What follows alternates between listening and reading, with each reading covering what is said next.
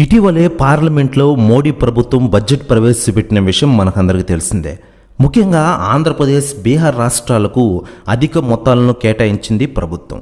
ఇక ఇదిలా ఉండగా ఆంధ్రప్రదేశ్కి 15,000 కోట్లు గ్రాంట్నిచ్చిన విషయం మనకందరికీ తెలిసిందే. ముఖ్యంగా పారిశ్రామిక అభివృద్ధికి అదనంగా నిధులు ఆంధ్రప్రదేశ్ రీఆర్గనైజేషన్ యాక్ట్ ప్రకారం పారిశ్రామిక అభివృద్ధికి కేంద్రం సహకరిస్తుందని తెలిపింది.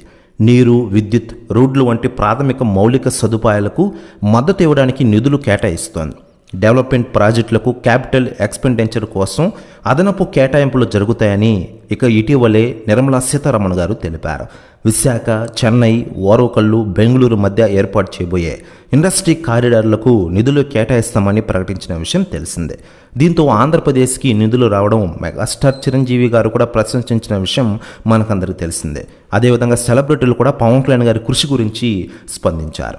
ఇదిలా ఉండగా పవర్ స్టార్ పవన్ కళ్యాణ్ గారి వల్లే ఈ నిధులు వచ్చాయని చాలామంది అనుకుంటూ ఉన్న విషయం తెలిసిందే. ఇదిలా ఉండగా భారతదేశ పార్లమెంట్లో ఇటీవలే పవన్ కళ్యాణ్ గారి పేరు మారుమోగిందట. పవన్ కళ్యాణ్ గారి పేరు ప్రస్తావన రాగానే పార్లమెంట్ మొత్తం హోరెత్తన్నట. దీంతో ప్రతిపక్ష నేతగా ఉన్న రాహుల్ గాంధీ గారు షాక్ అయ్యారట. ప్రెస్ న్యూస్ కూడా తెగ వైరల్ అవుతోంది ఆంధ్రప్రదేశ్ రాష్ట్ర రాజకీయాల్లో. మరోవైపు పవన్ కళ్యాణ్ గారు ఆంధ్రప్రదేశ్ డిప్యూటీ సీఎంగా రాణిస్తున్న విషయం మనకు అందరికీ తెలిసిందే.